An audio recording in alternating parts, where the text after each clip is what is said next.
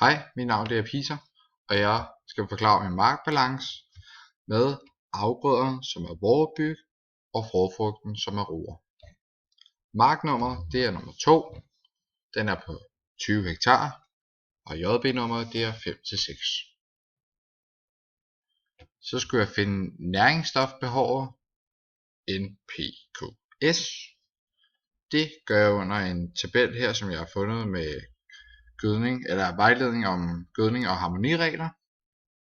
Så har jeg fundet vårbyg, som er min afgrøde. Her går jeg herhen, finder JB nummer 5-6, kvælstof, norm kilo n hektar, det er 147, som I kan se her. Så går jeg herhen, skriver 147. Det samme gør jeg med P. Går tilbage igen, finder P kilo hektar, vårbyg, 21 her, som I kan se. Går jeg tilbage igen, skriver 21 her. Sammen gør med K. Går herunder, finder kilo K hektar, vårbyggen igen, og det er 59. Går jeg tilbage igen, og jeg skriver 59 her. S, det er altid 10% af N, og det er så 15, som I kan se her.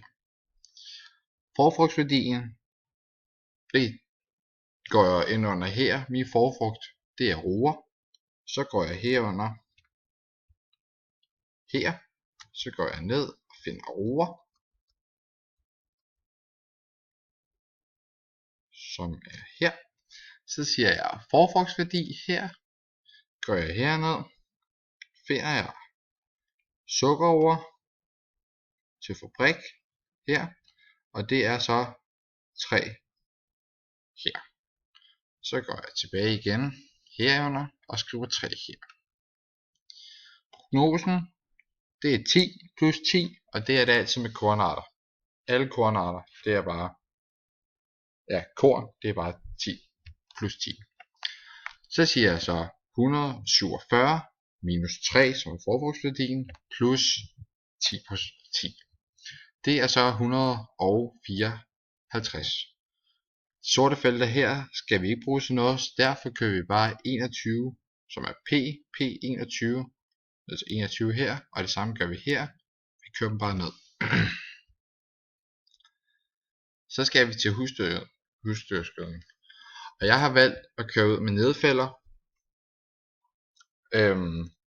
lige før såning, så det vil sige omkring den 1. marts begynder vi at så, så 2-3 dage før såning, der begynder vi at nedfælde det her svinegylde her, eller gylde, som er en årso med 30 krise til 7,1 kilo, og de er gået på delvis spaltegulv.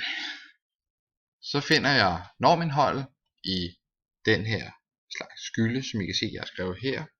Den har jeg fundet i en tabel under, der hedder normtal 2015. Så finder jeg den her, delvis spaltegulv, gødningstype, gylde. Så går jeg herinde under, så siger jeg indhold per tons gødning. Jeg skulle finde N, P og K. Så derfor kilo N, det er 3,85. Og P, det er 0,95.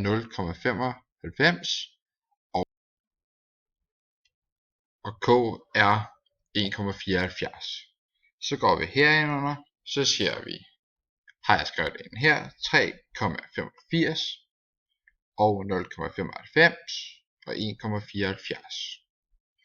Så siger jeg, for at finde K kilo hektar, så siger jeg 3,85 gange 25 tons hektar bliver 96,3. Det samme gør jeg med P og K, ganger tallene med 25 tons hektar, så får jeg kilo hektar.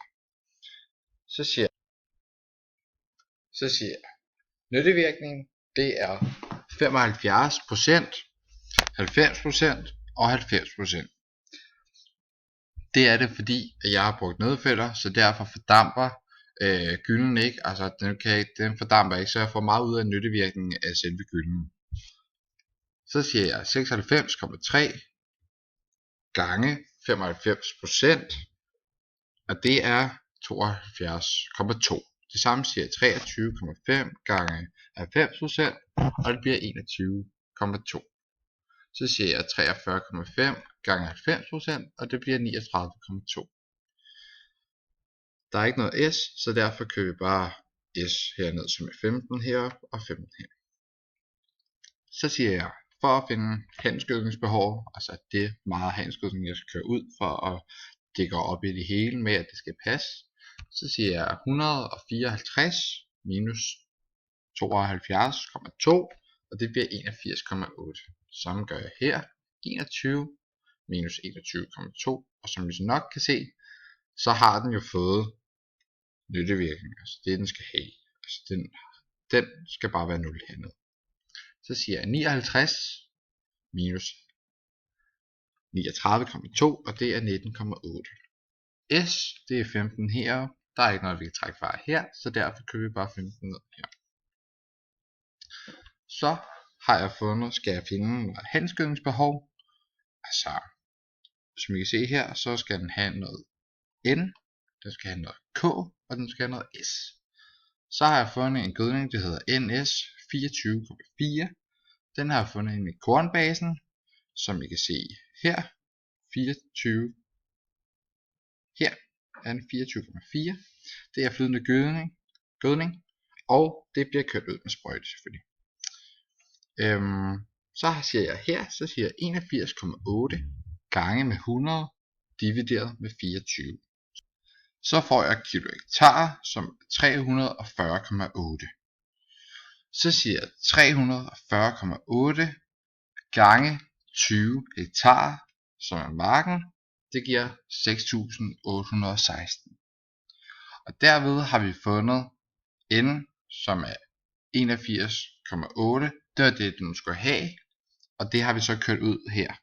81,8 ved at køre 340,8 ud per hektar, kilo hektar. Så tager vi 340,8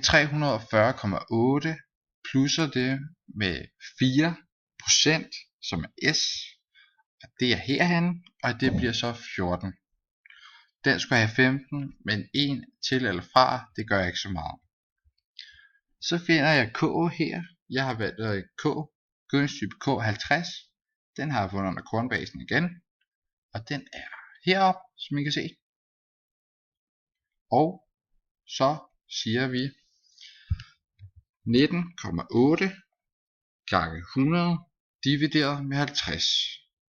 Det bliver så 39,6. Det ganger vi så med 20 hektar, som er marken, og det giver 792.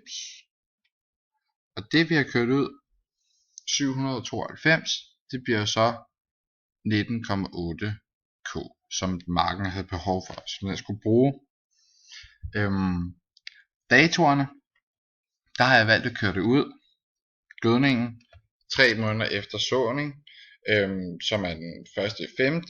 Og K har jeg valgt at køre ud den anden i 5. Det var sådan jeg har lavet min markbalance.